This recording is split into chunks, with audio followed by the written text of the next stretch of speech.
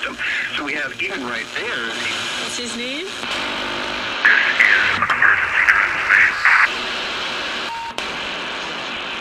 This is an emergency transmission from FEMA Region 6 in occupied North America.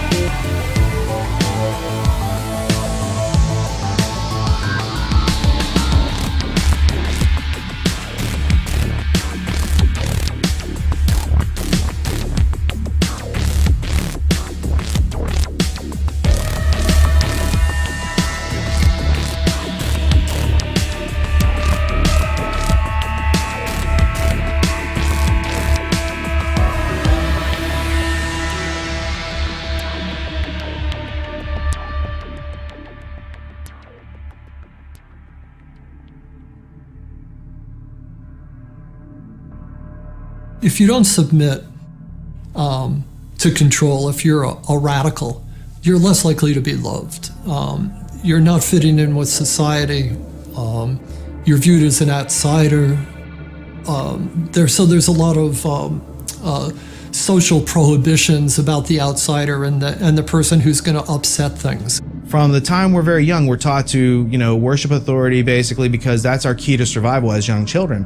But as adults, we never go through the rites of passage that tell us how to methodically think for ourselves, and thus we're always in a state of extended adolescence. Well, we take all this stuff, whether it's the television or it's the enculturation, the schoolyards, the teachers, we take this whole system, we put it into our unconscious mind.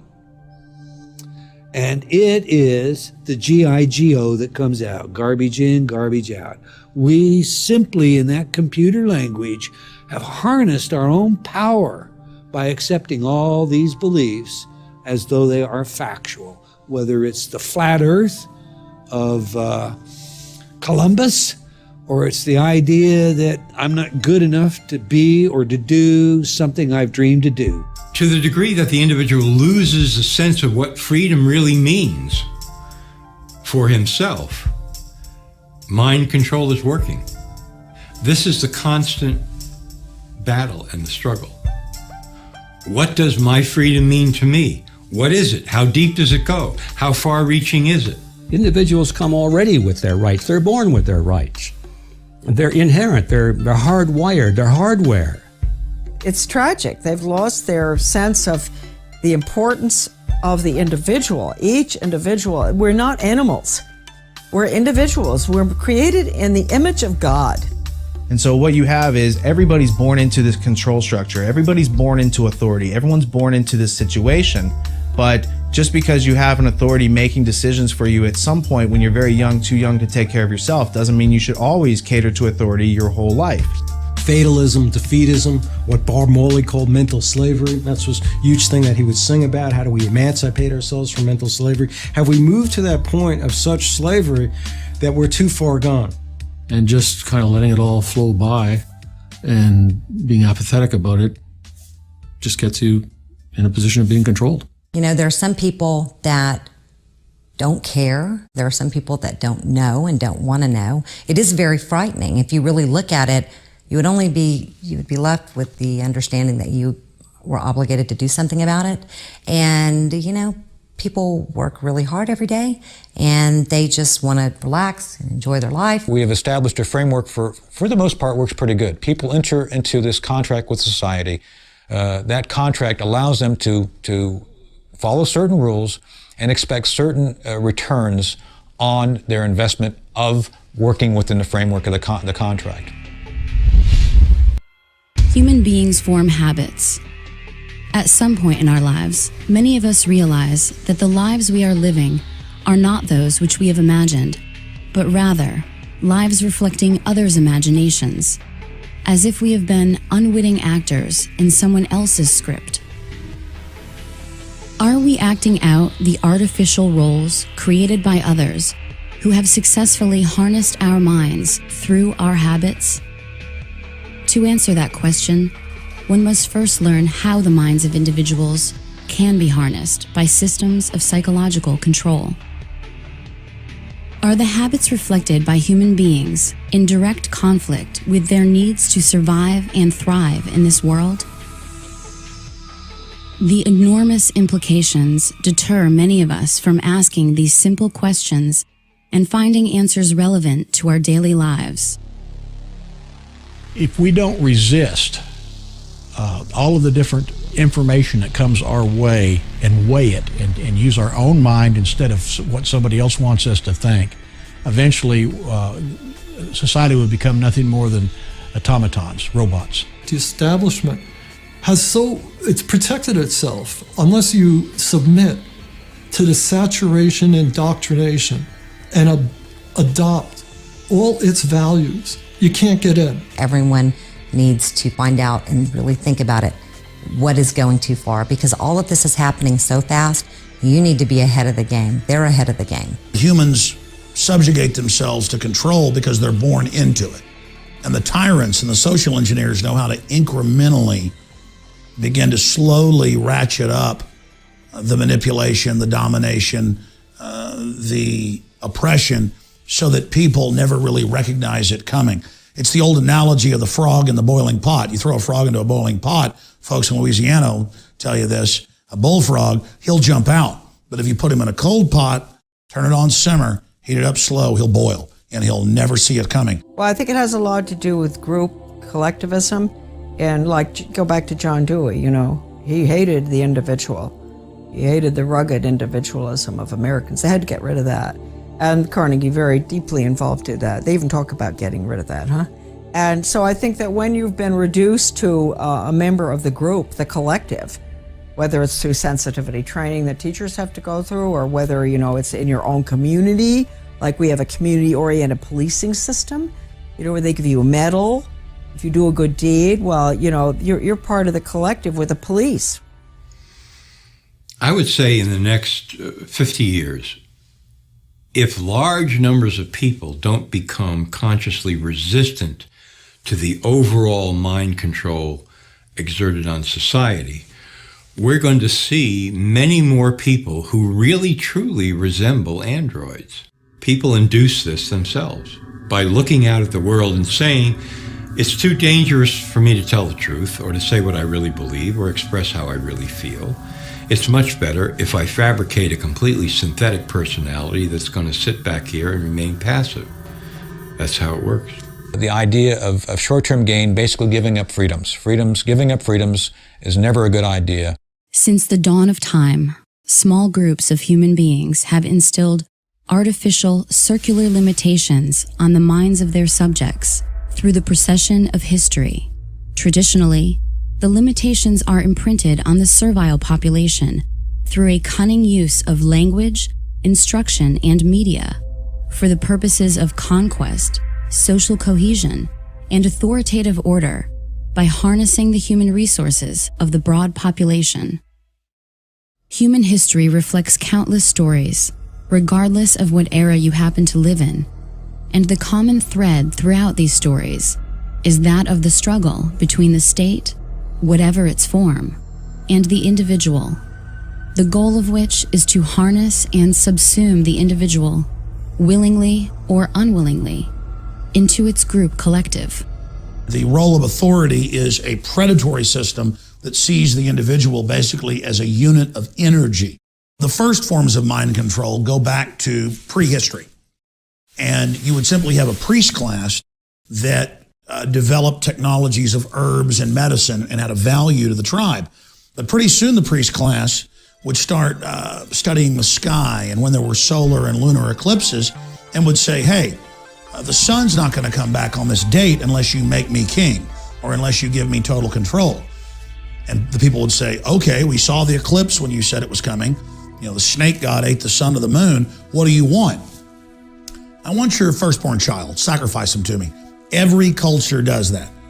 Every culture at one time or another demands human sacrifice because that's the state or the priest class demanding absolute, total fealty and submission to it. Mind control has existed since the dawn of time. Only the methods have changed. Elites have always known, if I can control the minds of my people, I control them. Only the technology has changed. It's still the same program. It's never stopped. Sun Tzu, within the works of The Art of War, talk about the fact that if you can understand your enemy so well to the level of where you can psych him out, basically defeat him before you put one boot on the battlefield, you've become a true master of your domain. The Greek author Plato embedded several key characteristics of ruling groups in his monumental work known as The Republic. Therein, he introduces the term cybernetics as a description of steering the ship of state, emphasizing crowd control. Plato memorialized the essence of the scenario used to control individuals to this day, to make them part of the group or state. This is famously known as the allegory of the cave, a useful strategy which is emblematic of the history of mind control. The idea of cybernetics first shows up in Plato's Republic. I believe it's book 6, and in the Greek original text it's read kybernetes, but you can easily discern how this word tied into cybernetics, the control of not only nations, but how the making of individuals into the collective that forms nations came about. As we've moved through history, every great leader has had to understand the potential of information, the potential of speech, the potential of words, the potential of books. What is a citizen, if not someone willingly or unwillingly participating in the machinations of the state? How would we acquire the habits of citizenship without stimulus from the state and our response to it? Attention! Attention! This is your beloved leader, Og the Exalted. There will be a special Science Joy rally today at Og Memorial Stadium.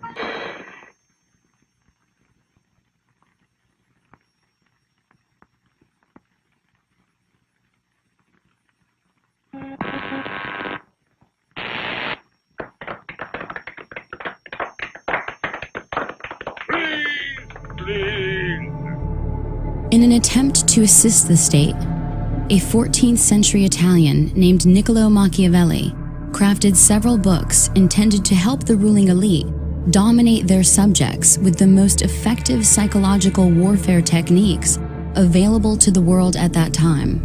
And he was trying to convert the Medici family into hiring him to provide political advice.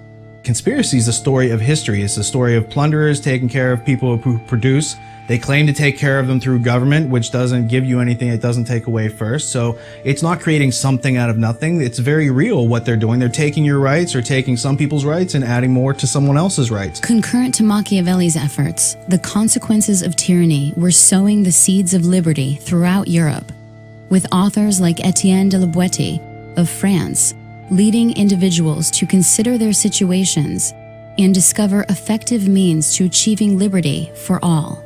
So this whole idea of Machiavelli telling the ruling elite how to do this in a more efficient and effective manner without people directly knowing about it. But his mistake is that these books get out there and other people start to read these books because it's not just the ruling elite. This starts to have an influence in Europe. You've got a character named Etienne de la Boétie, who writes a discourse on voluntary servitude. And basically what Dello Boetti does is he shows you that everything that Machiavelli told the ruling elite about how to control you is undone when you understand it to the nuts and bolts level, where you can then withdraw your consent, and that only then are you free. We control you. We control your mind. We make you believe you have no creative power. We make you forget you have imagination, which is the core capability from which you can invent your own reality. The myriad components of collectivism combine to form a comprehensive system for transforming the individual into a cog within the machinery of the state. The first step is to remove self-reliance, thus creating dependence on the state or collective. The next step is to create a motivation based on fear of scarcity, as opposed to creativity and productivity. Remove the systems of autonomy, creativity, and self-teaching, which help create individuality in the first place, and the void is filled by the will of the collective. Nature abhors a vacuum, and the mind is no different. Innovative and enigmatic German philosopher of the 19th century, Georg Wilhelm Friedrich Hegel, observed that human history could be manipulated to create a contrived outcome.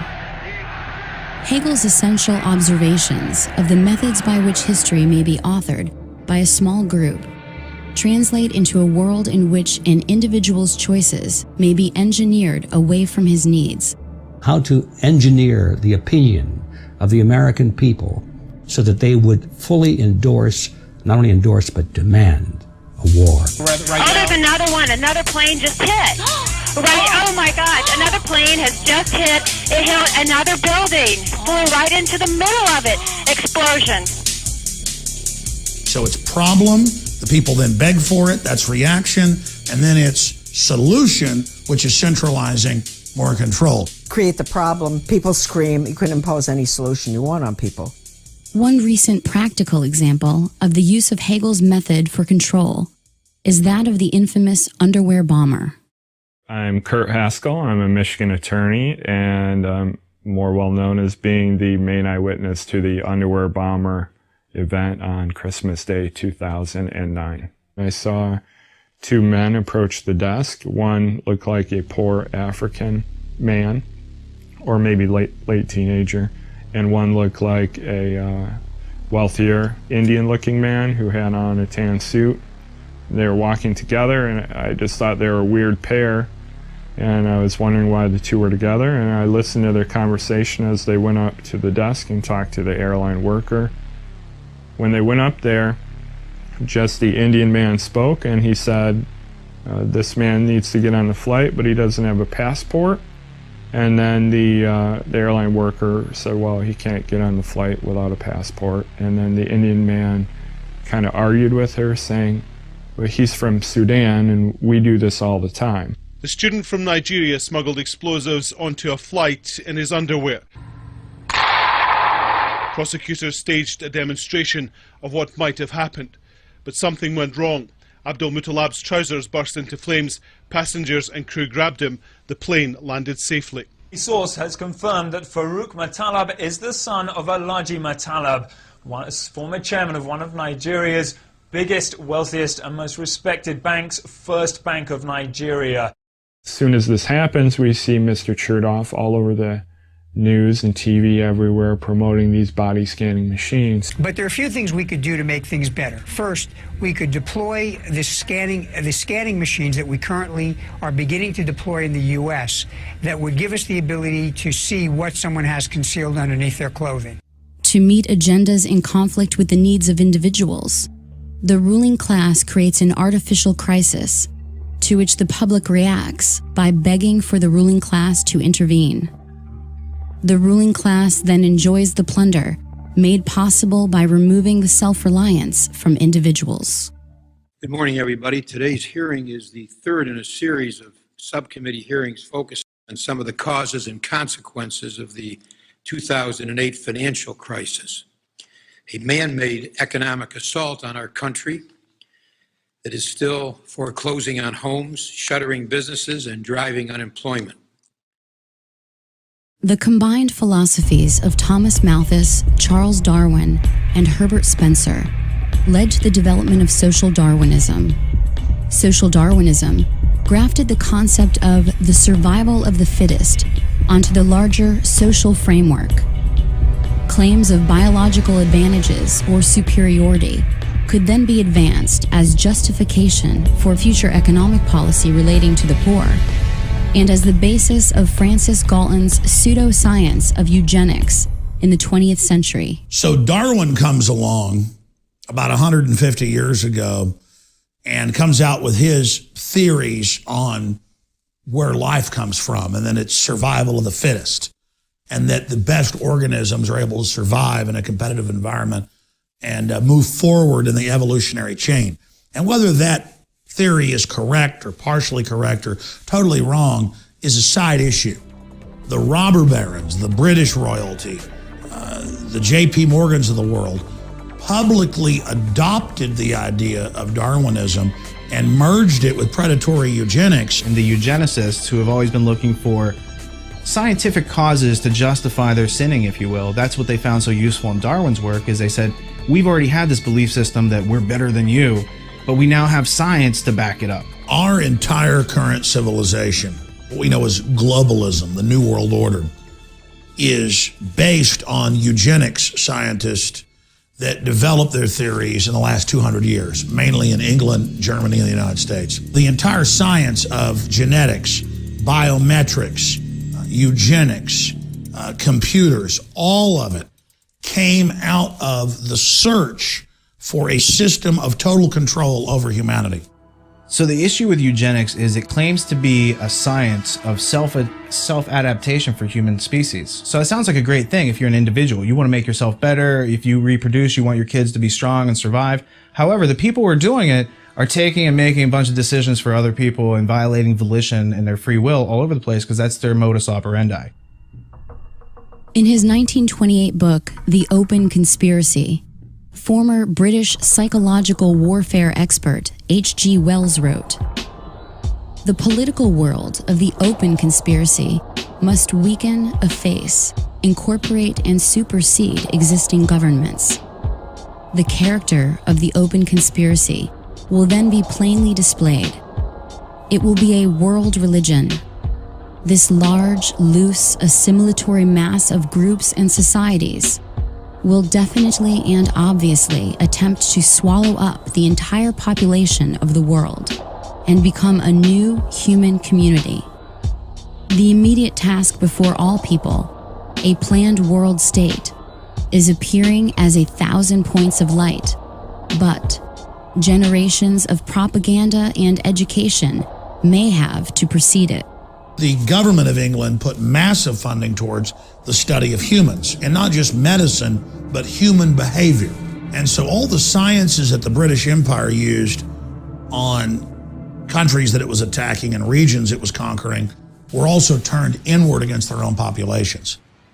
In 1948, Eric Blair, the British journalist and author who assumed the nom de plume of George Orwell, wrote the iconic dystopian novel 1984. In it, Orwell outlined a collectivist future governed by technocrats, in which a Big Brother totalitarian state maintains control of society through constant panopticon-inspired surveillance, fueled by a perpetual war and emboldened by both covert and overt forms of mind control and mass persuasion. The premise of the panopticon, it was an architectural design that was set up to maximize the power of surveillance. So if the prisoners didn't know, they could never tell if they were actually being watched at any one time, so they would have to assume that they were always being watched.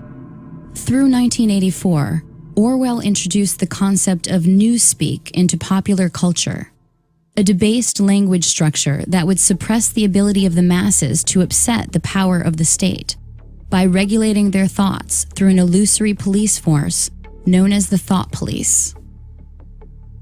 Orwell's notion of doublespeak demonstrated the cognitive dissonance inherent in tyrannical structures.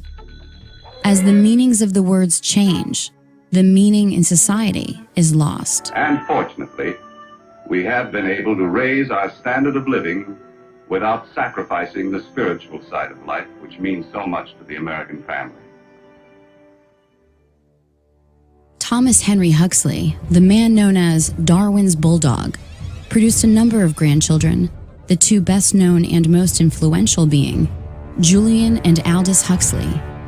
Sir Julian Huxley, an evolutionary biologist, was elected as the first Director General of the United Nations Educational, Scientific, and Cultural Organization, and also served as both Vice President and President of the British Eugenics Society. So the Huxley family is highly interesting because T.H. Huxley is the teacher over H.G. Wells, who becomes a famous protege. But Huxley's whole family is not only intermarried and working on these eugenics ideas themselves, but they have, he has a famous son and grandson and all sorts of famous cousins that tie into the Darwin Wedgwood family. So notably, you have Aldous Huxley, who coins the phrase Brave New World in 1932 with his novel, which is really describing a technocratic future by which people are pharmaceutically drugged into loving their servitude. I think what is going to happen in the future is the dictators will find, as the old saying goes, that you can do everything with bayonets except sit on them. That if you want to preserve your power indefinitely, you have to get the consent of the ruled. And this they will do partly by drugs, as I foresaw in Brave New World, partly by these new techniques of propaganda. They will do it by bypassing the sort of rational side of man and appealing to his subconscious and his deeper emotions and his physiology even, and so making him actually love his slavery. I mean, I think this is the danger, that actually people may be in some ways happy under the new regime, but they will be happy in a situation where they oughtn't to be happy. Leveraging the fact that the 20th century opened up numerous avenues for shaping and controlling the thoughts and behaviors of the population, the ruling elite contrived new ways of obscuring useful facts while peddling useless ideas to the American people. Advertising, in addition to fundamental changes in education, produced a population of non-thinkers whose false understanding of basic concepts instilled through public schooling led to generations of people who feel they are magically endowed with the ability to somehow attain knowledge without first observing the landscape of available, credible evidence.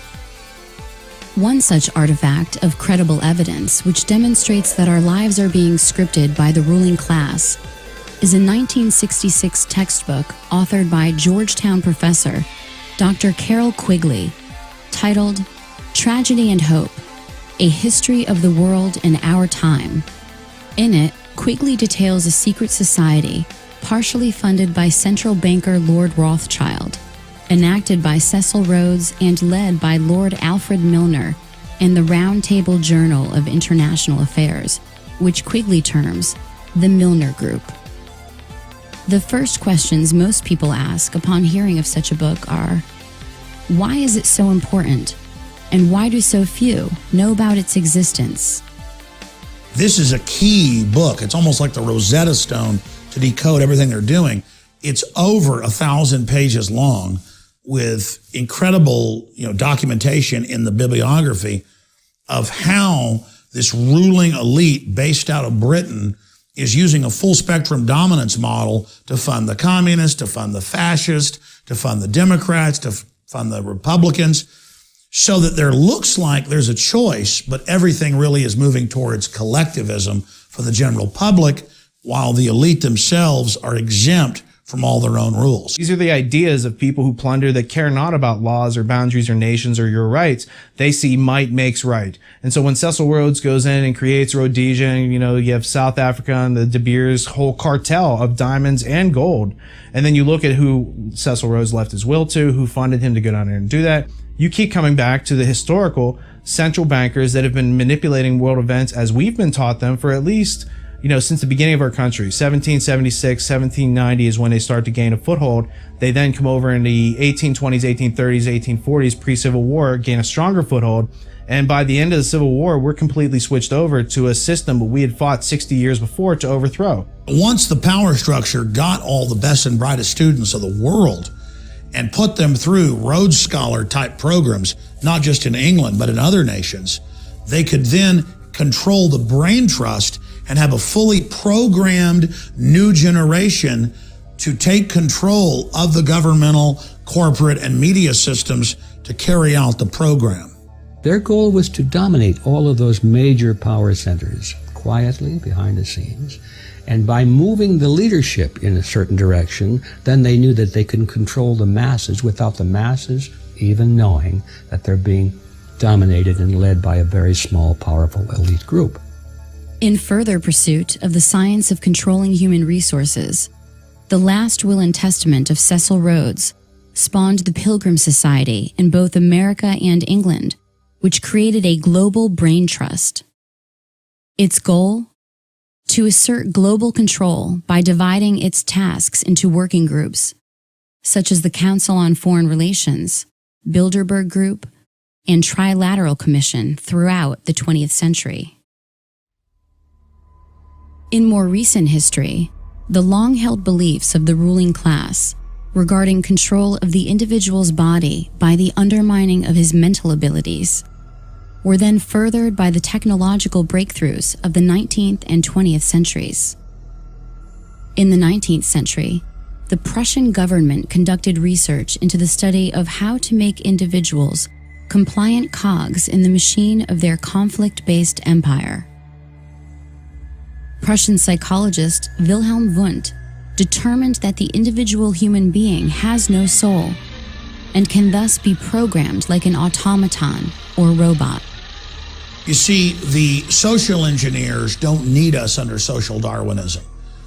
We're scum to be removed. We are seen as nothing but biological androids or replicants from the Philip K. Dick book, Do Androids Dream of Electric Sheep, turned into Blade Runner. We're just seen as dumbed down biological workers. When individual identity has been forsaken, it is much easier to compartmentalize the minds of those being controlled. Various personages throughout history have described the human being as a machine, but it was the synergy amongst the work of Wilhelm Wundt, Ivan Pavlov, and many others, which scientifically quantified the individual as soulless, thus justifying manipulation to plunder individuals of their rights, transforming individuals into human resources. Our system is copied from a 1819 Prussian system that's a three-tiered education system. One tier is for the intellectual elite. The second tier is for the servers of the intellectual elite. They would be the professionals, the doctors, the lawyers. And the last tier is for the lay. It's for the masses. Education, as we know it, is nothing more than mind control. It is the science of control. And the British scientists, the eugenicists, came up with systems to dumb people down and make them submissive. But the German model, in fact, namely the Prussian model, that was designed to create soldiers that were owned by the state, but that were so brainwashed they were proud to go off and march into musket fire. That system, known as kindergarten, is the whole basis of modern Western education. How do you measure the achievement of a nation? If you want to know how we're really doing, take a look at our schools. For on what we're doing here and in schools throughout the world rests not only our future fate, but perhaps the very fate of civilization itself. Building upon this dehumanization of individuals to the animal state of stimulus response, Russian researcher Ivan Pavlov and American researcher John B. Watson conducted experiments based on classical conditioning, a simple manipulation of reflexes under observable conditions. These methods were then improved and perfected by Harvard psychologist B.F. Skinner. And B.F. Skinner was also one of these famous American behaviorists, and he championed something called operant conditioning. Again, just a fancy jargon term for some basic common sense. And operant conditioning was really all about negative reinforcements like timeouts, positive reinforcements like food pellets and money, and punishments, which are like punishment shocks. This operant conditioning doesn't work so good on anti-authoritarians, people who challenge and resist authority. And later on, research has shown that operant conditioning works best on people who are dependent, infantilized, in other words, made like children. When you ask yourself, as a teacher, as I have at the college level, what have I got that my students want? It's sometimes a pretty discouraging question. But you can discover things which will be reinforcing to students at any level. And that has been done. A great deal of progress has been made. There are things in an ordinary, even say a ghetto classroom, lower grades or high school, that can be used as reinforcers. You can have special foods at lunchtime, access to play space, privileges to associate with other kids of your choice.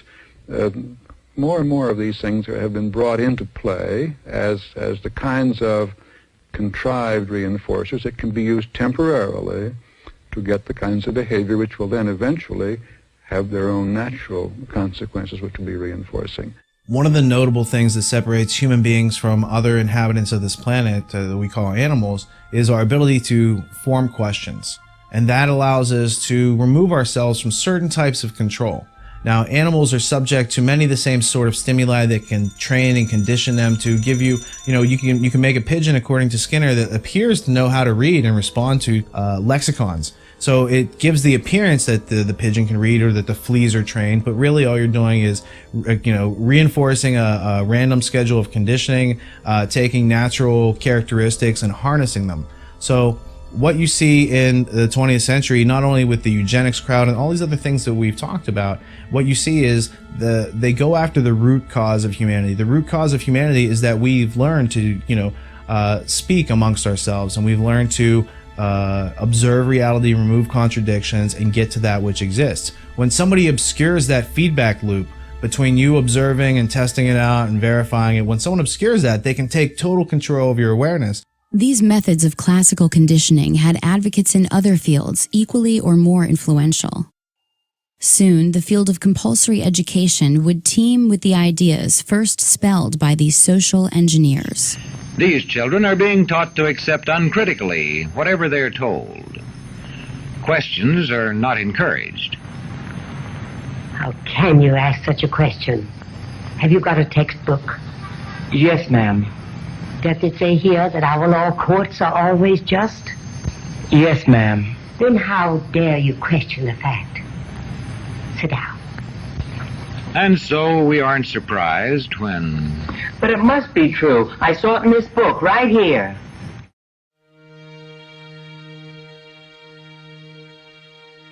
The education our children are going to get has nothing to do with education. It is training our children to be resources, human resources, that's the way they refer to us, to spin off profits for the globalists.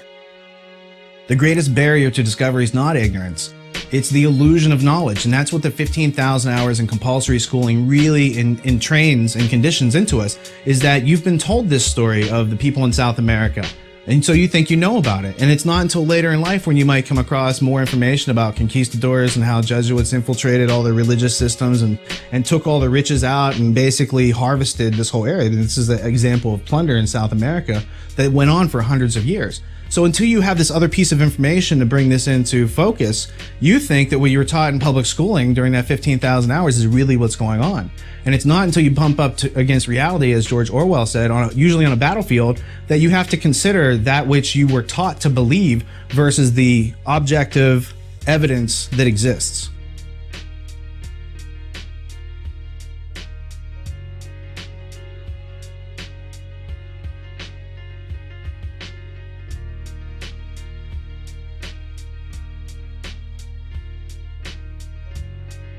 John Taylor Gatto was an award-winning educator in New York who took kids that couldn't even read or write, were headed for prison, and made them top-level students. And then he discovered that he was shut down by the big tax-free foundations so that he couldn't teach the children this information. And he discovered that it was by design that they were dumbing people down to make them subservient biological androids or replicants. That's what we're seen as. But now we're obsolete. We're to be phased out the new robotic systems, the drone aircraft, the drone submarines, the drone ships, the drone robots on the ground. We're all being conditioned, all being acclimated for this. In The Underground History of American Education, John Taylor Gatto details how, beginning in the early 19th century, American travelers abroad were writing on the methodology of Prussian schools and composing travelers' reports, which were very influential on educational techniques in the United States. However, in 1831, it was French philosopher and Minister of Education Victor Cousin who published his Report on the State of Public Instruction in Prussia, which not only led to the consolidation of French schools under the Prussian model, but also directly influenced reformers like Horace Mann in the United States to follow suit. Mann traveled to Prussia and, without even seeing one classroom in session, sought to adopt the Prussian model of education with his annual reports given to the Massachusetts State Board of Education. Mann's promotion of the concept that the state is the father of children was reinforced and expanded by educational reformers throughout the 19th and 20th century. When we speak about enculturated processes, when we talk about the imprinting, of course, I mentioned educators. One of the things that surprises a lot of people, and it shouldn't because it's publicly known, is that our education system is not about educating as much as it is about socializing. Like the duckling in the chicken yard. If you take that duckling and raise it with the chickens, it's going to be imprinted, it's going to behave like the chickens. And in that very real sense, we perpetuate this. The danger is we don't just perpetuate it, we don't just enculturate it, but it's the only sane way we see to raise our children. And the result is there's no escaping it. C.S. Lewis said, when training, which is Skinner, Pavlov, beats education, civilization dies.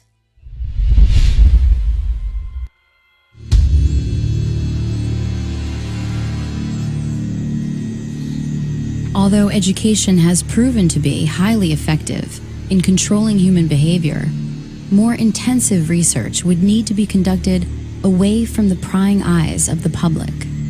The Tavistock Institute was set up by the British Empire to really study mind control and to scientifically drill down into human behavior and put in textbook form systems of basic control so that could be duplicated out to government and corporate entities.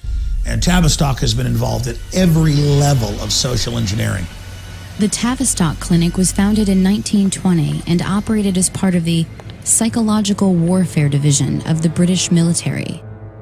It was initially a voluntary outpatient clinic for treatment and research and was made up of general physicians, neurologists, and psychiatrists to facilitate the treatment of neurosis and shell-shocked British soldiers returning home from World War I.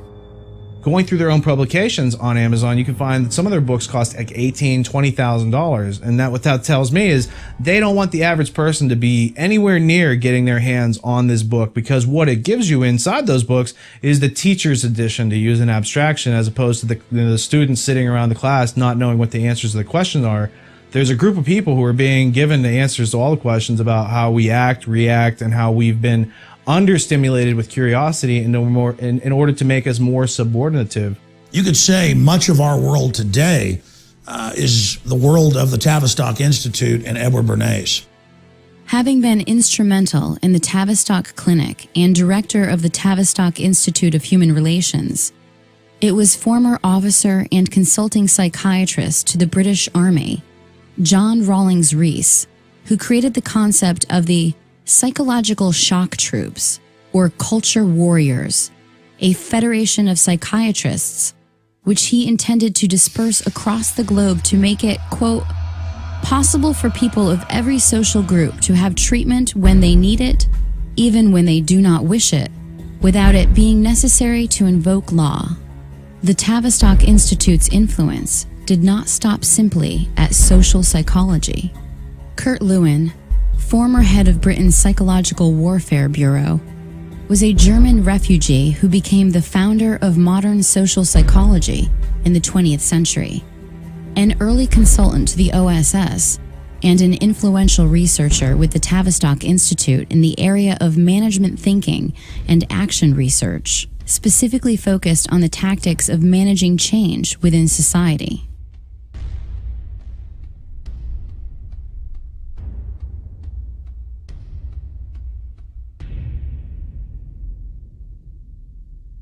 No organization of the size and scope of Tavistock can operate for long without ample funding.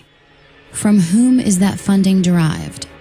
Certainly no small part comes from the seemingly benign, tax-exempt foundations of the global elite. I was researching the Rees Committee back in like 1952, 1953, where they went in and investigated major foundations and some of their subversive activities. These foundations put an enormous amount of energy into controlling what is being taught at the schools and how it's being taught, and preparing, using schools basically to indoctrinate children to accept their station in life, to accept a collectivist future. According to Dr. Lily Kay, whose expertise was demonstrated in her 1993 book, The Molecular Vision of Life, the Rockefeller Foundation, Caltech, and the New Molecular Biology, the world in which we are living has been molded, shaped, and continues to be directed by an elite establishment of eugenicists, a ruling class fueled by violating the will of others to attain their goals. Nowadays, almost every adult agrees on one basic goal for all students. Schools ought to turn out good citizens. Yes, good citizens. That's right. Absolutely. This country always needs good citizens. The real goal was to change America from an individualist system into a collectivist system, and in which case it could be merged with the rest of the world, and there would be this great new world order that we hear so much about in recent years. The purpose of creating tax-exempt foundations was not just to collect more money, but to invisibly assert influence over the power centers which control the programming of individuals, specifically to breed the self-reliance out of individuals and prepare them for the collectivist lifestyle planned by the ruling class. Their goal: to undermine personal liberty on biological, social, and economic levels. They came together and decided what they were going to do with this money was to gain control of education in America, not for a philanthropic purpose, but to change the thinking of the American people over a generation or two. The globalist social engineers hungered and desired and coveted the power that the liberty in the U.S. had created. They wanted to take it over, and the tax-free foundations wanted to use it as an engine of global domination, and they've done that. And the Rees committees were the only time when Congress stood up constitutionally and demanded all the big foundations come and testify and open their private books. And the Rockefeller, the Carnegie, the Ford Foundation, they all came and said, look, we're here under presidential directive from more than 50 years ago. We've been told to collectivize the United States, to merge it with the Soviet Union. We've been told to make America more compatible with authoritarian regimes, and we're just doing what we were chartered to do. Until the creation of language, brute force held the key to fear, and thus to the control of individuals through violence and physical aggression. With the innovation of language, the minds of individuals could be harnessed with ideas and beliefs, making less significant the physical dominance of previous generations. This is how, for example, men of small stature could keep otherwise brave and ferocious gladiators as household slaves, whose deaths could be used for profit and entertainment. Out of the ashes of World War II rose the specter of human experimentation in the form of the 1939 to 1945 exodus of Nazi intelligentsia to continue their research and experimentation under the protection of national security. After being denazified, they were given new identities to live among those against whom they had fought. We brought Wernher von Braun over here and several other scientists, including those that were involved in concentration camp medical experiments, including mind control experiments. A lot of these guys were, as far as the State Department was concerned, war criminals. They were linked directly to the Nazis and therefore couldn't get visas, couldn't come into the United States. So the CIA set up this series of programs to route everybody around the State Department visa requirements, get them into the country. Everybody knows about the race at the end of World War II to get Nazi scientists. The Russians wanted them, the United States and England wanted them. And the United States and England got most of them because the Nazis didn't want to go to the Soviet Union, another authoritarian system. They wanted to go to a, quote, freer system. And like an infection, they came to England, Canada, and the United States. And it wasn't just over NASA and rocketry with Wernher von Braun and Goddard and others. It was tens of thousands in mind control and torture and military science and surveillance. And the CIA got modeled to a great extent off of the Gestapo. And so we see really the evil of the Nazis being transplanted back to the United States and England, where the eugenics philosophy that they had embraced had originally sprung. The Office of Strategic Services, the precursor of the CIA, under the direction of William Wild Bill Donovan and Allen Dulles, recruited Nazi scientists and aided their importation into America. Among them were rocket scientist Wernher von Braun and the aeronautical physician Hubertus Strughold. The problem that the United States was facing was there was all these German scientists who were kind of in the wind, loose, wasn't clear where they were going to end up. And the French, the British, the Russians, and the Americans were all trying to recruit them. The Germans had developed lots of different advanced weapons. And they'd also done a lot of experimentation on human beings in the concentration camps. So they had a lot of medical data that we didn't have. They had, of course, the rocket scientists and the airplane scientists and all of the rest of it. And Paperclip was our version of going into Europe and finding these guys and bringing them to the United States to work. What we're missing in the documentation, we have physicians, aerospace medicine people, film people, ball bearings, projectile experts, all kinds of scientists. We're missing from the story the psychiatrists. But there must have been psychiatrists brought over, in parallel to Strughold under Paperclip. German financing came from America, came from Wall Street, and came from American corporations. Even the political support that Hitler got in Germany was to some extent traceable to American influences. Prior to World War II, American financiers, banks, corporations, all decided that there was money to be made in pre-war Germany. After all, they all knew that Germany was preparing to become a military aggressor, and it needed money to construct vehicles of war. They were spending a lot of money designing and building tanks and airplanes and military carriers and things like that, submarines, ships, and there was money to be made. And so Wall Street and some of the largest corporations like AT&T and even Ford Motor Company got very much involved with the Nazi regime.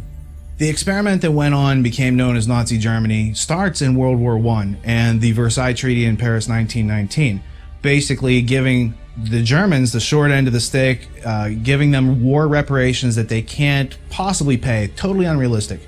Now, this famous German banker named Hjalmar Schacht gets together with a guy from the Bank of England named Montague Norman, and they create something in 1932 called the Bank for International Settlements. And they use this as a clearinghouse for all the national debts, but really it's being used to launder money. What you find then is that same group, Hjalmar Schacht, becomes Hitler's banker. So Hitler is totally financed by these people who are making their lives out of pulling the wool over other people's eyes. And at the same time, they want to have the National Socialist experiment to test out the Prussian education system that they are using and about to roll out all over the world.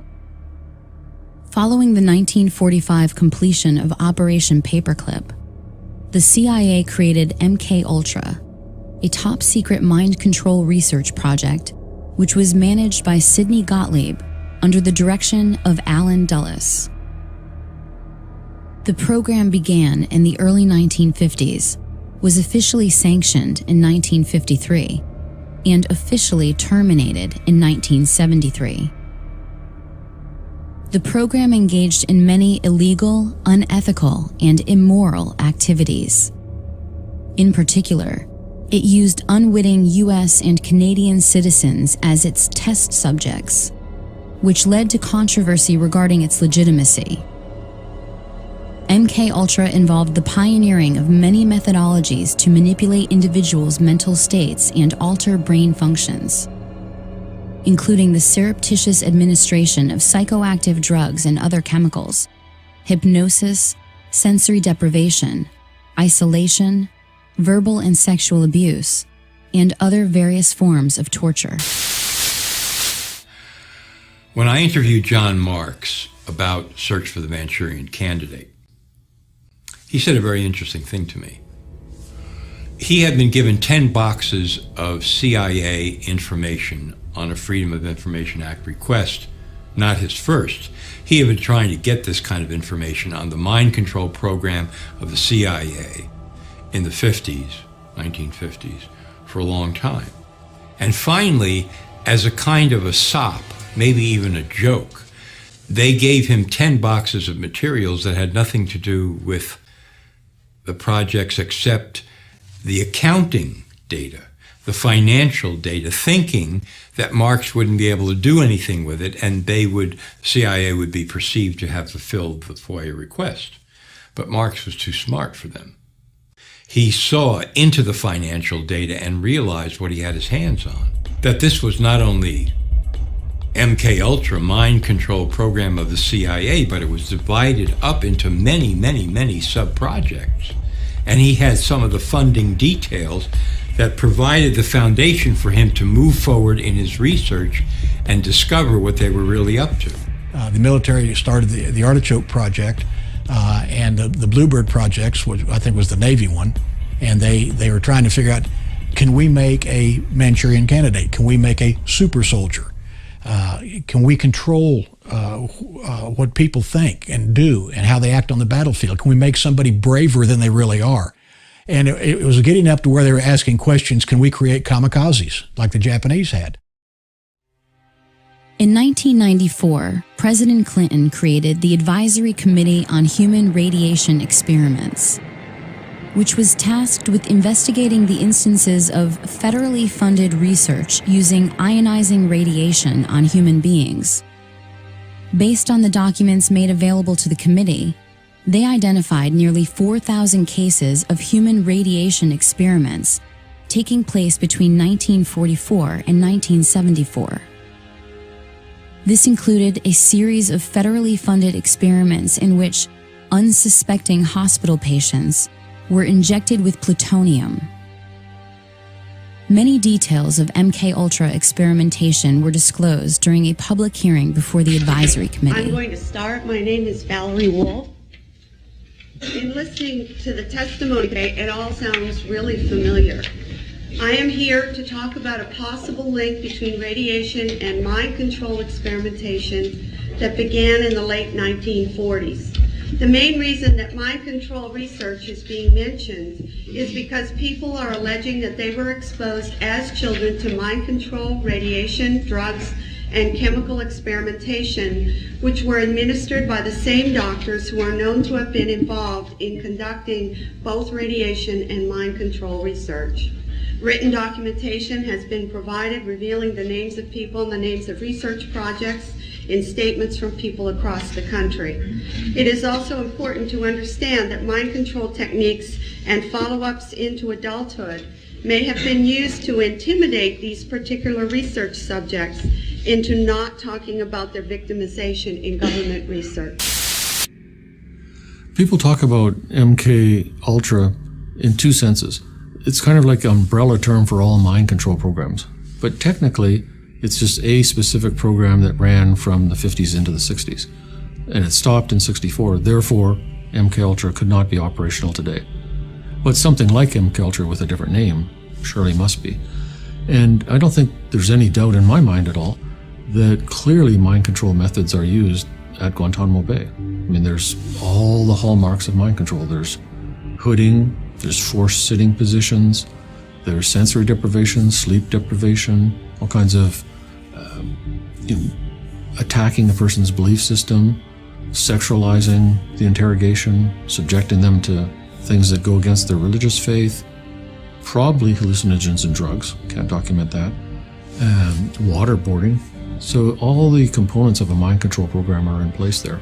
The hearings weren't really about that, and the women didn't have solid documentation, but they told the kind of stories that I hear over and over from mind control victims. So Claudia Mullen and Christine Nicola get up on the stand in Washington and they say, yes, radiation, but it was only one part of mind control experiments that we were subjected to by the U.S. government starting out when we were children. And then somebody on the committee said, from what I've been told by witnesses, pretty much, thank you very much, and now we move on to the next witness. Right. Like, let's pretend none of this took place. In the 19th century, Franz Mesmer's brand of hypnotism entertained countless audiences, which consequently evolved, both covertly and overtly, throughout the 20th century. CIA's Dr. George Estabrooks, a graduate of Harvard University and a Rhodes Scholar, finally created methods of reliable hypnotism, enabling its application to the science of social control. George Estabrooks was a Canadian-born psychologist whose career was at Colgate University in upstate New York. As early as 1943, in his textbook Hypnotism, he described in great detail, going back to the Second World War, taking Marines or other military people, using hypnosis and other programming on them to create a new personality. So he calls that Jones A and Jones B. And the new program personality would be given an assignment, which could be a courier, penetration, any kind of assignment. And the out front regular person would have total amnesia, complete lack of knowledge of the assignment. Estabrooks was a leading authority on hypnosis, programming soldiers during World War II to act as couriers, who were not aware they were hypnotized operatives on a mission.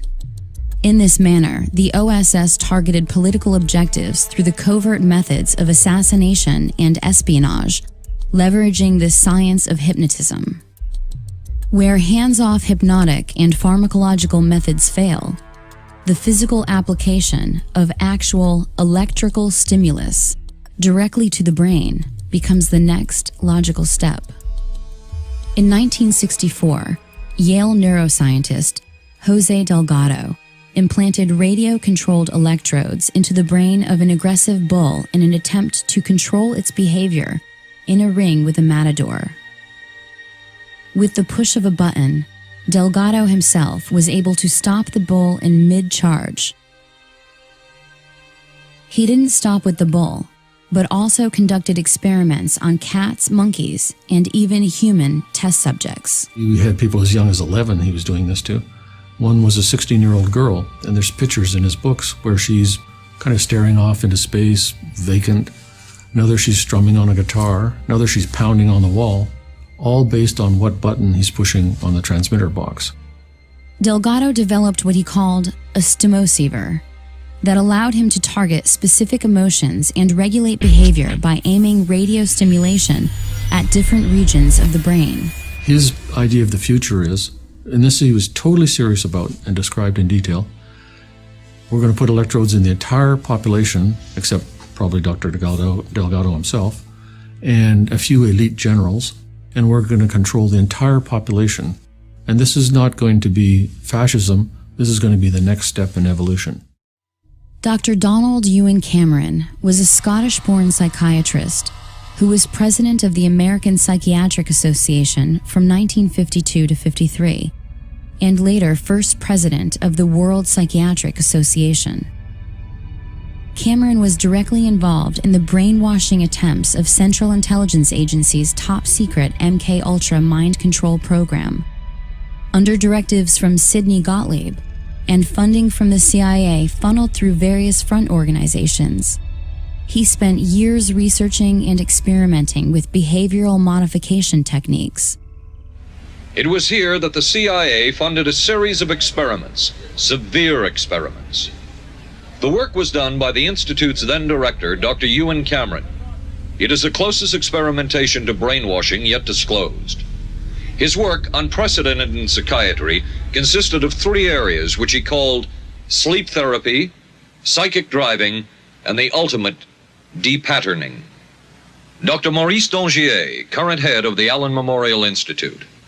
In his psychic driving, so-called type of therapy, he would give the patient intensive electric treatment in order to make the patient regress deeply, become forgetful, and then he would attempt to implant new ideas in the mind of the patient. Now, to a layman, it would appear that Dr. Cameron was trying to take the slate and wipe it clean, the slate being the mind. In other words, brainwashing. Exactly, that's a very good comparison. Brainwashing. Yes, to life. Dr. Ewan Cameron was a MKUltra contractor. Officially, it says that he didn't have top secret clearance, but I'm sure that in fact he did. The reason I say that is he was at different times president of the Quebec Psychiatric Association, the Canadian Psychiatric Association, the Society of Biological Psychiatry, and the World Psychiatric Association. Ewan Cameron was the most famous psychiatrist in the world during the 1950s. You name a psychiatric association of any size or scope, he was the president of it. He became a psychiatrist. In fact, at one time, he was the president of the World Psychiatric Foundation, and he ended up immigrating over here from Scotland and was working in Canada under Sid Gottlieb, and he headed up one of the projects dealing with LSD and with different types of mind control projects that he had, especially hypnosis. His experiments were basically, there's kind of 2 components to it. One is psychic driving, and the other is depatterning. So depatterning is you give massive amounts of electric shock to the person, like 100+ treatments, with 6 times the usual amount of electricity per treatment. Completely wipe their minds out, so they don't know who they are, where they are, they don't recognize their children. And then once they're in that state, you can add on barbiturates and other drugs, keep them asleep for weeks at a time, or kind of like half asleep, and then play tape loops over and over and over and over. That's the psychic driving. And the tape loops will be in the doctor's voice or the person's voice. And this is all supposed to program a new personality. It has been alleged in some cases that Cameron held patients against their will for weeks at a time, drugged and unconscious, under the threat of being committed to an institution for life if they did not participate in his treatments.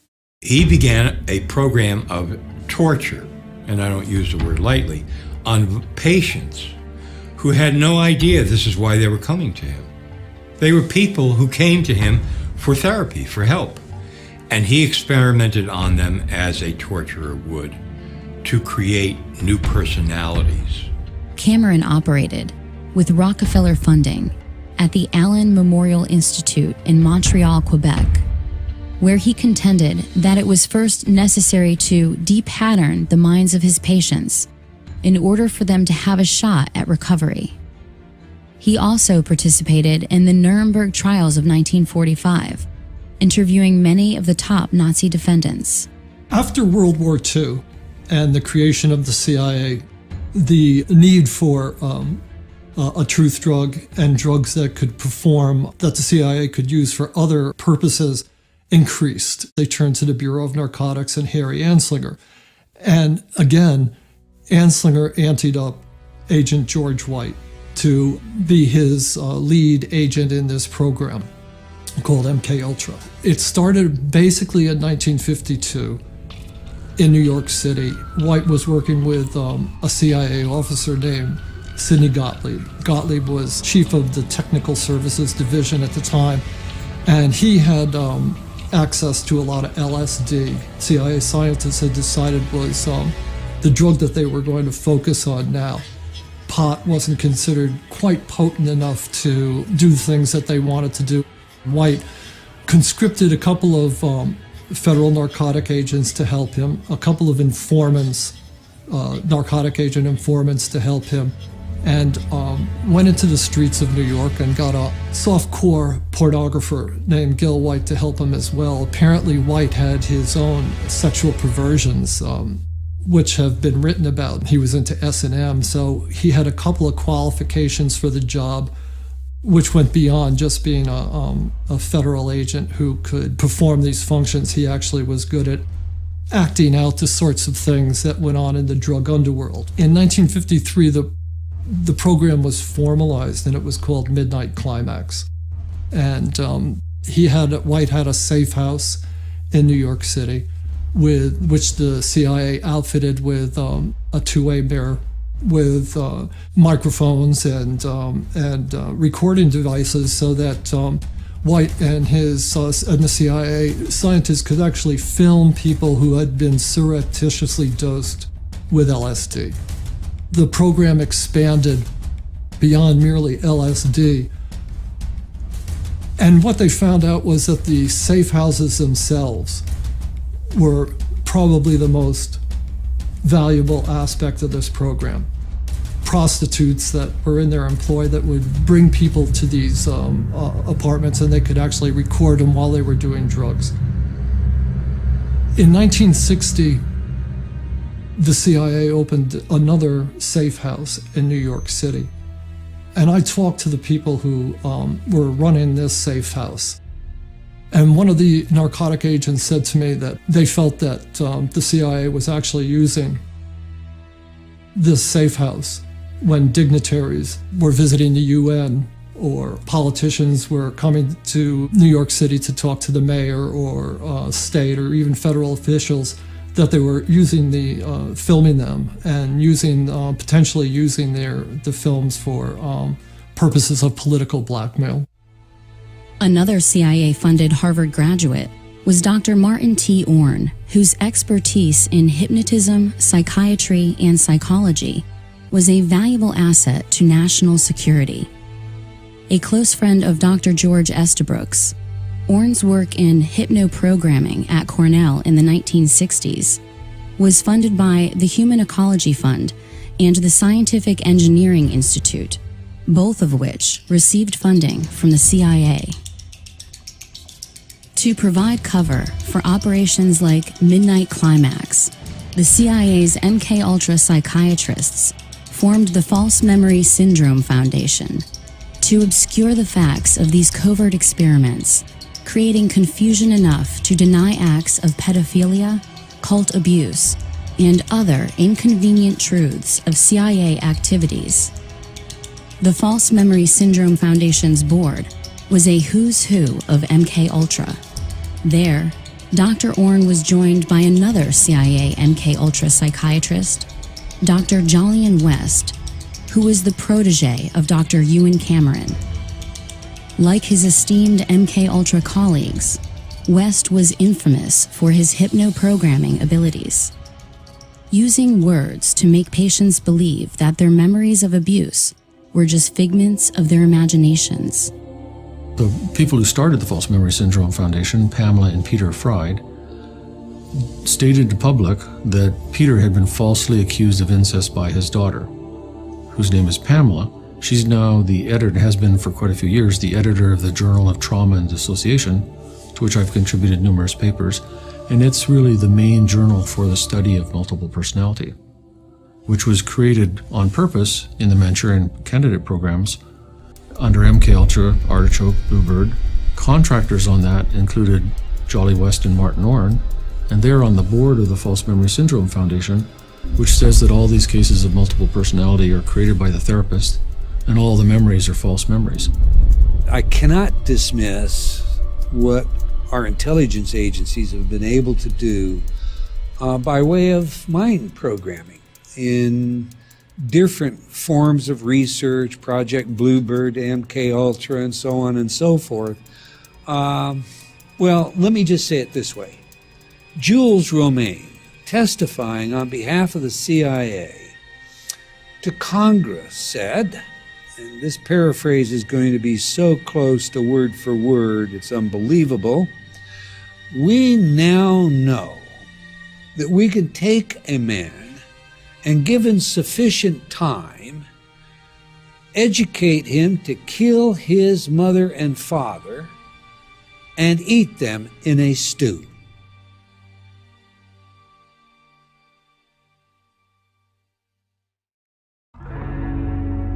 How will power gravitate into the hands of those who control information? Through the internet, through wireless networks, through smart grids, smart devices, and smart meters, to monitor and control the personal behavior of every citizen in the grid. How has the role of harnessing the minds of human resources shaped the 20th and now the 21st centuries? This single pattern emerges from all the seeming chaos. The role of science, as juxtaposed to the mind, has not been used to help individuals. Rather, at every turn, at every discovery's emergence, knowledge is being used to restrain individuals. Learned helplessness is just one example. And so in the 1970s, they discovered through these experiments with dogs that if you put a dog, or two groups of dogs in a situation, one group of dog, they had control over when they were being shocked. They could use their nose and hit a panel and stop the shock. And another group of dogs, they had the equal amount of shocks, but no matter what they did, they couldn't control the stoppage of shocks. They discovered this phenomenon called learned helplessness, and that the dogs who had no control over stopping their shocks, they would become passive and depressed, and that when you put them in another task where all the dogs actually had control over stopping their shock by kind of jumping over this short barrier, the dogs that had learned helplessness, in other words, the dogs in the previous experiment who had learned that there was nothing that they can do to stop their pain, they did not bother trying. National elections is not equal to democracy. Democracy means you really have some power over things that affect your life, okay? But when Americans think that their democracy equals national elections, and they go and they have senseless wars and corporate control with a Republican in office like George W., and they think, well, we're going to stop these senseless wars and corporate control, and we're going to go and vote for Obama, this Democrat, and they get, what do they get? Senseless wars and corporate control. And so there's a kind of learned helplessness that sinks in there. How are the attitudes, beliefs, behaviors, and values of a society transformed such that the needs of the individual are always in conflict with the demands of the group? The early 20th century trend of conspicuous consumption, or the trading of that which is valuable and sensible for that which is superficial and frivolous, swept over America and other countries around the world, with the help of a few minds who were focused on changing our lives before we were even born. Edward Bernays, the nephew of Sigmund Freud, is well known as the father of modern propaganda and public relations, and for his application of psychological techniques to the field of advertising. People have a herd instinct. They tend to move in groups. They make conclusions based on emotion and feelings and desires. Edward Bernays, the nephew of Sigmund Freud, the archetypal psychologist, psychiatrist, openly bragged that there was a ruling elite that had taken control of society and that could basically program people like machines to walk off the edge of a cliff if ordered to do so. He was the guy that said, don't call yourself the Department of War, call yourself the Department of Defense. And he wrote book after book, like the book Propaganda, 1922, bragging about how we were all dumb animals and how the public mind was in his hand. They couldn't sell pork bellies. They were seen as junk meat, only used as flavoring in soups. They came out and said, no breakfast is complete without eggs and bacon, and showed a woman, in the newsreel sitting there cooking it. And he said, look, I can make these people do anything I want. And so he is really the archetypal father of brainwashing and propaganda right as the age of television began. And they took his sciences and just wrecked this country.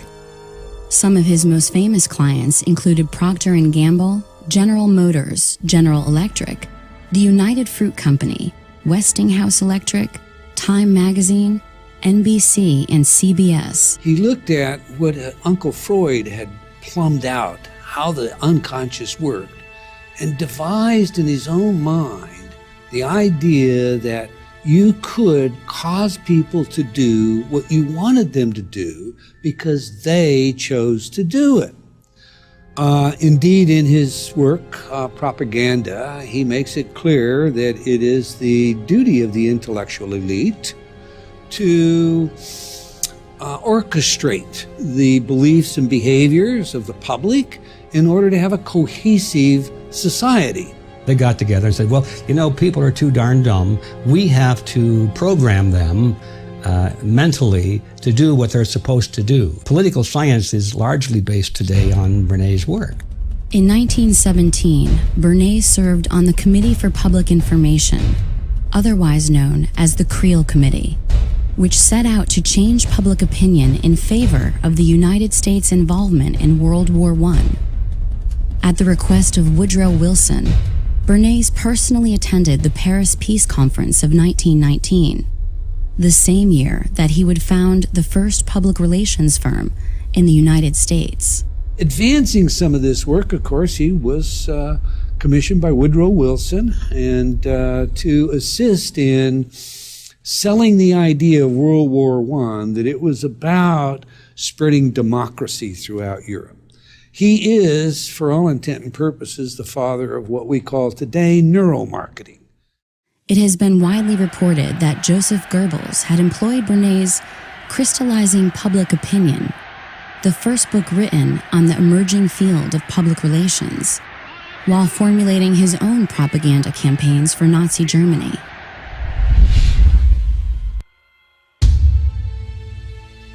Moving beyond Bernays, other luminaries in the manufacturing of public consent included Walter Lippmann and Ivy Lee, both of whom complemented these tactics by expanding the breadth and depth of mass media entrainment of individual minds.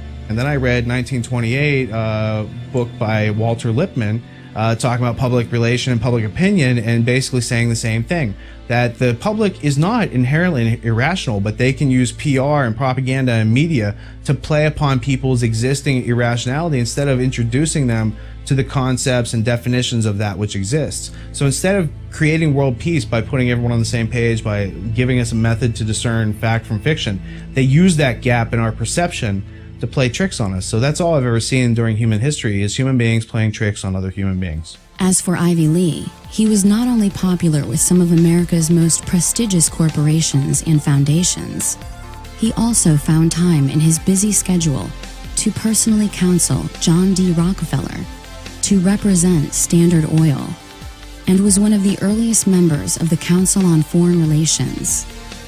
Moreover, in the 1930s, Ivy Lee was a consultant to Adolf Hitler, tasked with developing strategies to improve Germany's image in the United States and abroad.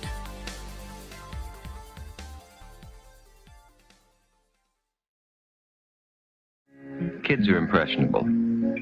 That's why here at this station, we watch the programs and commercials your child watches carefully.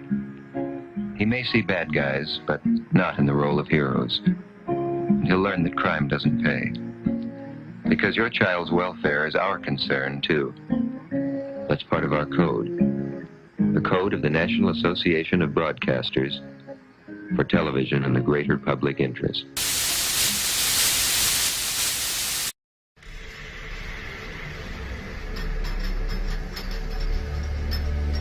Waco was an odd situation regarding both the law enforcement aspects of it, regarding ATF going in and doing the raid on the Branch Davidian compound, as well as the fact that Special Operations Command was called to help.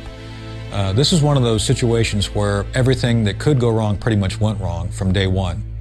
The Clinton administration and Janet Reno started looking for options. One of the options that they decided to engage on was bringing Special Operations Command in to advise them on quote-unquote psychological operations. When the Special Operations Command elements arrived, they began giving advice to the law enforcement individuals on how to go about implementing specific themes. Within the psychological operations community, they typically look at themes of how to modify, adapt, or somehow reshape the thinking of a target group, of an audience. These specific techniques, which were brought to bear on the Branch Davidians, were developed for military operations overseas, primarily against a foreign target. So another question has to be asked: what is the wisdom of using psychological operations techniques developed for an audience against a U.S. target? Again, a very controversial issue. How does one defend themselves against strategic information, propaganda?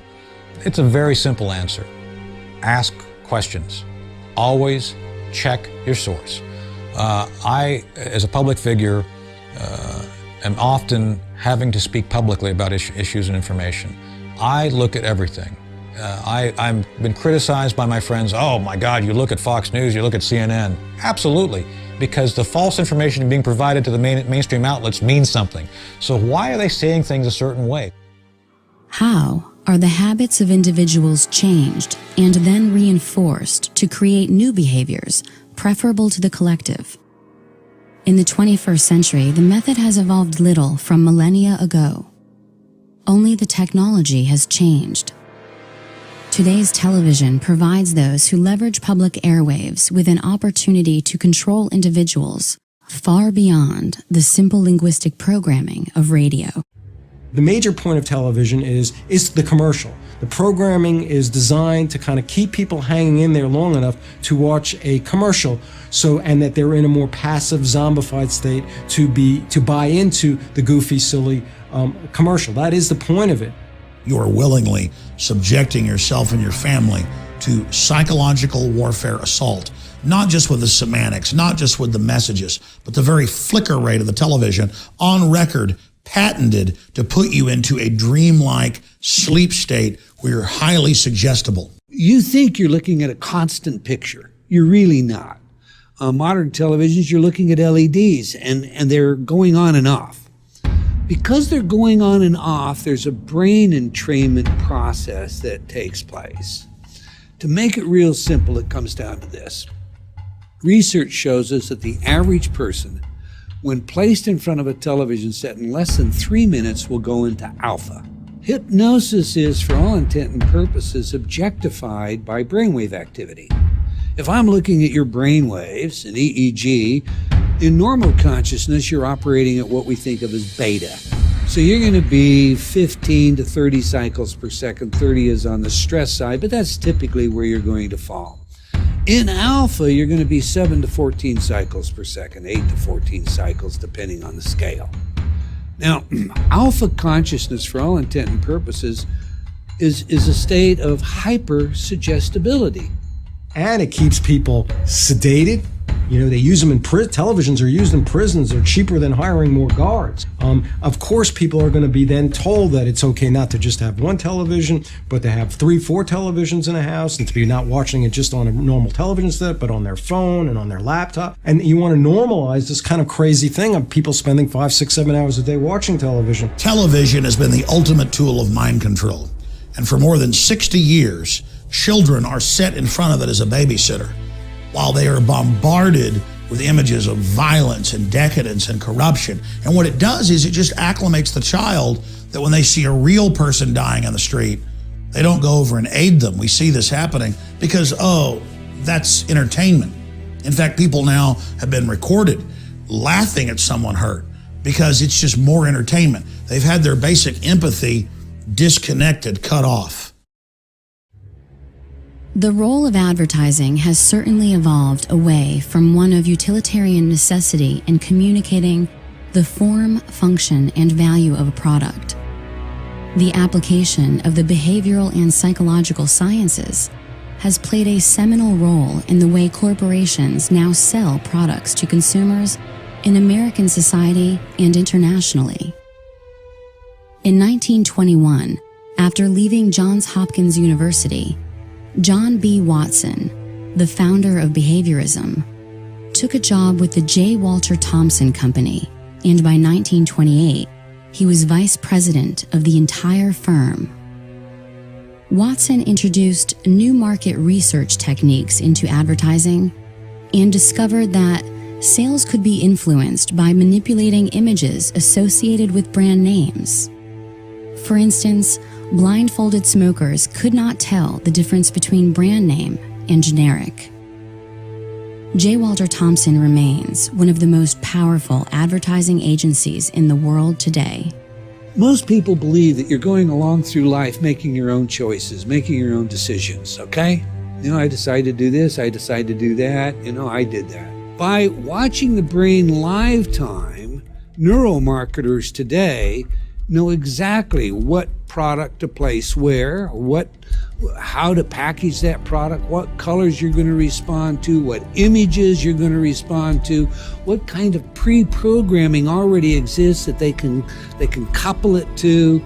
And so when you have a society where people are being told at every level to consume, to buy their way into happiness, and that's their only salvation, that's their only way into happiness, is to then you have what I call a kind of fundamentalist consumerist society.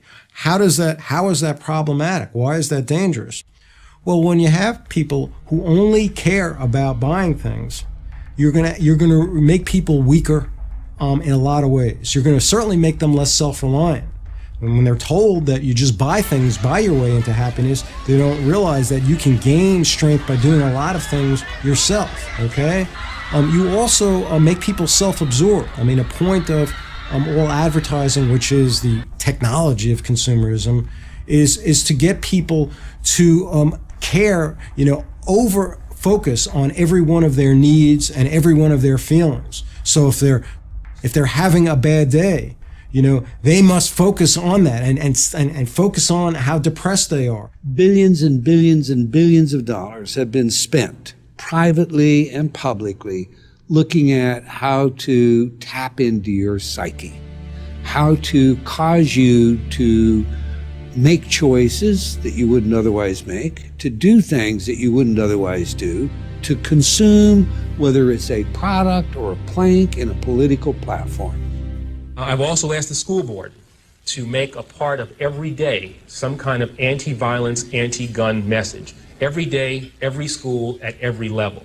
One thing that I think is clear with young people and with adults as well is that we just have to be repetitive about this. It's not enough to simply have a catchy ad on a Monday and then only do it every Monday. We need to do this every day of the week and just really brainwash people into thinking about guns in a vastly different way. To me, with the media just willing to report whatever the government tells it to report, that gives the government free rein to create whatever story or narrative it wants to create for whatever purpose it wants to create a story for. And that's where we're at. That's why when you put on the 6 o'clock news and you switch from one channel to another, they take their commercial breaks at the same time, they tell the same news stories, and they tell the same news stories at the same time. But then you go to the internet, you go to BBC out of London, or one of the other foreign news services, and you see all kinds of news that we never hear about here. Mass media today is the cutting edge of psychological warfare, and it is nothing but an all-out assault against the general public.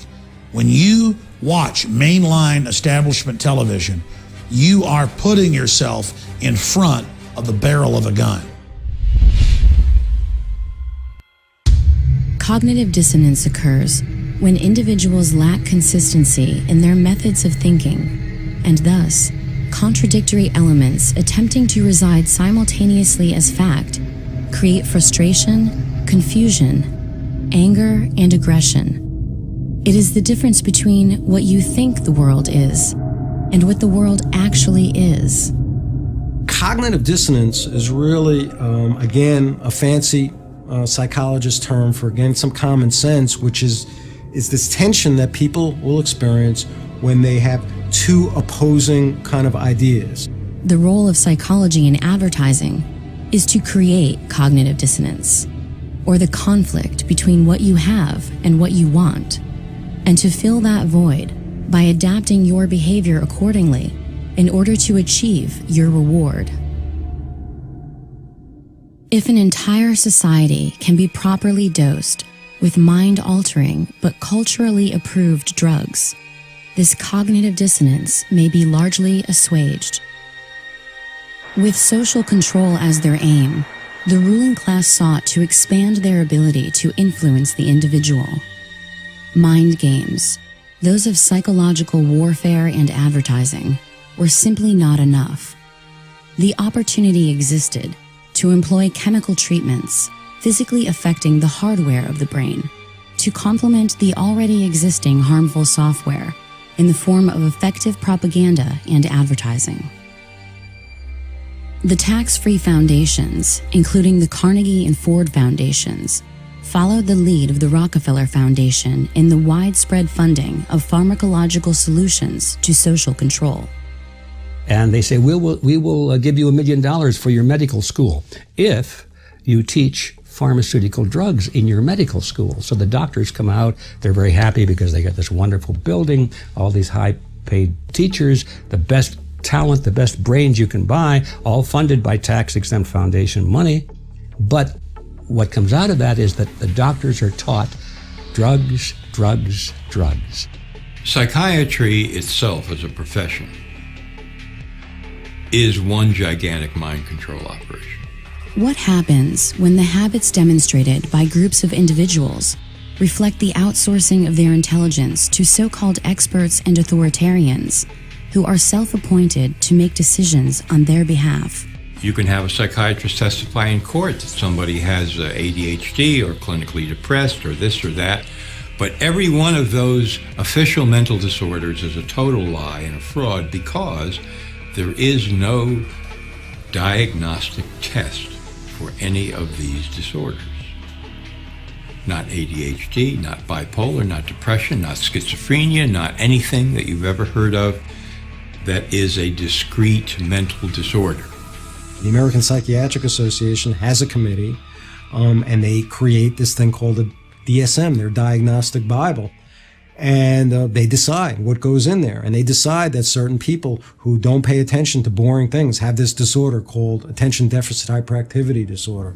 And if you accept that you have a disease, as opposed to like, well, maybe I'm somebody who can really pay attention to things that are interesting me, but I'm somebody who's stubborn enough to not really want to pay attention to things that are boring for me. And that maybe that's a good thing. That's how you maybe have something really a worthy contribution, as opposed to allowing people who are bores to fill up your whole life. You only want to listen to things that actually really are interesting for you. If you accept these ideas, though, that you have a disease or there's something essentially wrong with you, you're going to be more a prey to authorities controlling you. And some of these drugs, such as the SSRI antidepressants like Prozac, Paxil, Zoloft, and so on, are known to induce violent behavior, including suicide and homicide. And you have a profession like psychiatry that is seeding the country, like planting seeds in a garden and a farm. With these diagnoses and these drugs, this is Operation Chaos. Part of the problem of psychiatry, when it comes to diagnosis is that they really seem to have no political awareness of their pathologizing of anti-authoritarianism, of stubbornness, of rebellion. This is, I think, a part of the reason for that is I think that an overwhelming number of psychiatrists, psychologists, mental health professionals are more kind of compliant people. And when they see non-compliant, more stubborn, more oppositional kinds of patients, especially young people. That creates a lot of anxiety for them. And so you have this power, and you do this for 10 years, 20 years, 30 years, 40 years, 50 years. These little seeds, which are drugs, you see, that affect the brain in various unpredictable and horrendous ways. And you have that power to do that for 50 years. Don't you think you could really call that mind control? That's mind control par excellence. If habit is thus the enormous flywheel of society, and habit keeps us all within the bounds of ordinance, then it is our habits which enslave us to the so-called children of fortune. For their fortune exists only because our habits prevent us from outpacing the status quo and growing in the light direction. How might we begin to change our habits such that our actions are no longer in conflict with our needs as individuals to survive and thrive in this world? And what will happen if we do not resist? We're heading toward a system where we're going to have economic collapse, real crisis, be much worse than anything we've seen. We're going to be in a position where most people won't understand how it came about. They won't realize that it's the result of government policies, of corrupt politicians, and so therefore they're going to go to those same corrupt politicians and endorse the same policies, and we're going to get more of the same. And that is where we're headed. It all goes back to people who are smarter than us, who are polymaths, who are organized and have a lot of office supplies and infinite money because they can print it out of thin air and everyone else takes it and says, this is real. That's not real. Your mind is real, objective reality is real, wisdom is valuable because we can learn how to survive together with that. But all these things that they make us think are valuable, like petroleum or any of these other commodities, they're all fear-based. And if we just really understood what was going on and our voluntary role in it, we wouldn't play such a role in our own servitude. So we come to a point in our lives where it's fair to ask, what was the last original thought you had? The way you walk, the way you talk, the vocabulary that you use, all of these things are built into the expectation you have of yourself based on the role you have chosen to play in the theater of life as it's been defined to you. I think we're seeing what the consequences are of just complying with everything right now, because that's what most people in America do at this point in time. The consequences are every day you're losing more of your constitutional rights, and your freedom is being taken away more and more and more by this all-encompassing security state being brought to you by your United States government. If you out there watching don't wake up and begin to investigate these facts and prove them for yourself and take action against these people, you are not just committing suicide against yourself, but against all of good humanity. The consequences to non-resistance of control is losing everything that makes us human, that we love, that we cherish. Now think about which laws have been passed recently to give you more rights. There aren't any. There aren't any at all. A lot of folks who are critical thinkers, they realize how powerful these kind of giant corporate government entity is out there. And that kind of understanding that a critical thinker has can be quite painful and can lead to them being depressed and apathetic and giving up. And so we see that throughout history, that a lot of your really great critical thinkers sometimes succumb to depression and substance abuse because they're so overwhelmed, as opposed to others who figure out that conundrum, that if I'm going to be a critical thinker, I'm going to see how powerful these oppressive authorities in my life are, but I can't allow that pain to make me just kind of give up into kind of fatalism and defeatism. Information, knowledge equals power and control. Whatever the public face of something is, whatever they're talking about publicly, there's something else over here they're probably not looking at. And that's why it's important for individuals to look beyond what is being presented publicly. It's input, processing, and output. And what we're trying to do is keep a clean signal, that's knowledge of that which exists, and to filter out the noise. And we do that by dismissing the arbitrary, things that aren't substantial, and identifying fallacies, because the way that people can effectively lie is through words, and it's through our own belief in these words that makes it take control of our lives. So in understanding these essential aspects of how they control us, we can learn individually to become free and to communicate amongst each other how to do that more efficiently. Don't buy the propaganda. Don't believe what's in the mainstream media. It sometimes is true, but often not. There's only one thing that we can do to change the course that we're now on, and that is to recapture the system. All of the positions of power in America today, and to a large extent around the world, are in the hands of collectivists, people who believe in the very system we have. They like it. First thing we have to do is we have to take the schools back, and then we have to educate the kids that, hey, this happened in the past. These are the things that happened. You have to have a conscience, and you have to take a stand. And no matter how many people want to get you in the group, don't be part of that, because you're going to lose your individuality if you become part of the group. You have to kind of forgive yourself, and once you do that, you can have greater compassion for other people who are still being victimized, who are still believing that those who are controlling their lives actually care about them. A large segment of the population that are so-called conspiracy theorists, but I don't have a problem with these people. They should be questioning things that are going on, because we can't trust the media to accurately report stories. Activism can help a society that's already falling under the weight of its own stupidity fall a couple of generations earlier, all right, to be able to move into a healthier society. When you get down to the ideas of what we can do to free ourselves, you have to first look at what exists. So what exists is this system is organized, it is there to control the crowd. And if you do not resist it, you lose all individuality, you lose your identity, you outsource your thinking, you are being denied your life. And that is every bit as serious as someone trying to stab you in the back, because without your life, liberty, and the ownership of your own work and your own labor, you have no rights under their systems.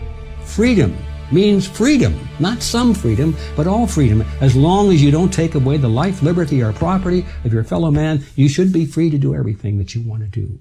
That's what built this country in the first place. So the solution to the problem is to return to that high ideal, return to that high ground. Then everything is possible. You don't have to like the system you're in, and frankly, you have every right to speak out against it. Freedom of the individual is where you start. And then the individual can say, what am I going to do with my own freedom? How am I going to use my imagination and my creative power to invent realities of my own and make them fact in the world, as opposed to sitting back here passively and letting elites manufacture reality for me. Humanity is worth resisting this, and if you don't stand up against these diabolical globalists, you are turning our species and our entire history and our entire future over to these people.